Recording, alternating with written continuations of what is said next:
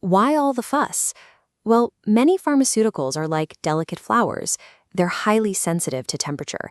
If they get too warm or even too cold, their chemistry can change. This can lead to a loss of potency, reduced shelf life, or in some cases, can even become harmful.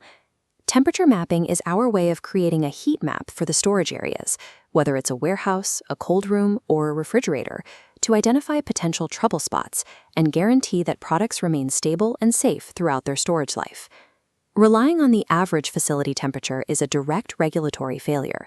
To validate a storage system, engineers must empirically profile the entire space to locate its absolute spatial thermal extremes. Engineers treat temperature mapping as a controlled, empirical scientific study designed to map invisible environmental variables. Before any hardware is deployed, engineers establish a rigid, documented protocol. This master plan dictates the exact parameters, risk assessments, and technical justifications for the study. This technical schematic shows the primary tool for the job, a pharmaceutical-grade industrial data logger. Notice the specific callout for NIST traceable calibration, meaning the device's accuracy is directly linked to the rigorous measurement standards maintained by the National Institute of Standards and Technology. That calibration to a 0.5 degrees Celsius tolerance is strictly mandatory. If the initial sensor readings are off by even a fraction of a degree, the baseline mathematical model of the room will be entirely corrupted. The hardware is programmed to capture continuous, high-resolution thermal snapshots at 10 to 15-minute intervals. This intense rate of temporal sampling runs uninterrupted for days or weeks. The goal is to capture a complete cyclical environmental profile, mapping how the room reacts to both daytime solar heat and nighttime cooling. The loggers also require secure, encrypted data extraction capabilities. Once the physical study concludes, thousands of temporal logs must be transferred without tampering for software analysis. Without pharmaceutical-grade, mathematically calibrated temporal data, any spatial three-dimensional thermal model generated afterward is inherently invalid. With the instrumentation calibrated, the focus shifts to the macro-spatial deployment strategy across the facility's total volume. This animated diagram illustrates how sensor placement targets specific thermodynamic variables. Engineers generate a Cartesian grid, a three-dimensional coordinate system using intersecting x, y, and z axes to divide the space into measurable sectors. The first spatial placement vector targets the absolute perimeter walls and corners. Fluid dynamics dictate that internal air circulation will slow down and stagnate within these architectural boundary zones, making them highly susceptible to temperature drift. The second placement vector locks onto the highest and lowest horizontal planes of the room. This vertical distribution maps the precise physical effects of thermal stratification, recording exactly where ambient heat naturally rises and pools against the ceiling. The third placement vector focuses on direct proximity to dynamic interference sources. High-velocity HVAC vents act as forced convection variables. They create turbulent, unpredictable microclimates directly in their output paths.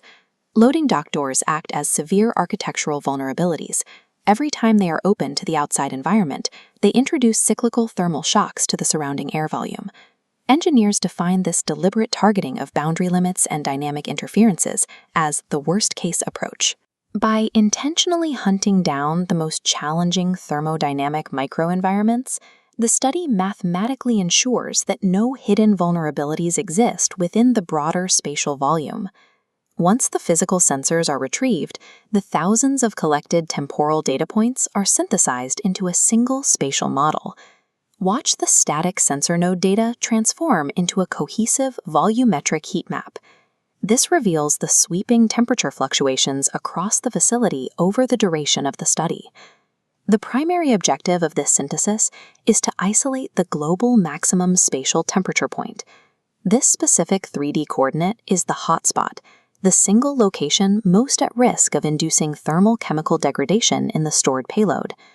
The secondary objective is mathematically isolating the global minimum spatial temperature point. This coordinate is the cold spot, the distinct location most at risk of dropping below the safe threshold, causing liquid payloads to freeze or crystallize. Once the mapping study concludes, engineers install permanent, routine monitoring sensors exclusively at these two documented extreme coordinates. If these two validated worst-case extremes remain within the compliant temperature band, the entire enclosed 100,000 cubic foot volume is automatically and mathematically guaranteed to be compliant. Pharmaceutical facilities are dynamic environments, subject to constant physical entropy. A thermal mapping profile is never a permanent state. Structural modifications, such as upgrading mechanical systems or altering facility insulation, destroy the established baseline thermodynamics. The mathematical model you proved yesterday no longer applies to the physical space today. Merely shifting the load pattern, the physical density and arrangement of stored pallets, can block established airflow patterns, instantly invalidating the previous thermal model and forcing the extreme points to migrate. Even standard mechanical repairs to existing heating or cooling equipment serve as a strict trigger for a completely new requalification mapping study. In fact, regulatory standards require that, even in the absence of major facility changes, operations must perform periodic risk reevaluations and execute a full remapping every 3 to 5 years. These strict requalification triggers ensure the continuous monitoring system never falls out of sync with the physical reality of the space.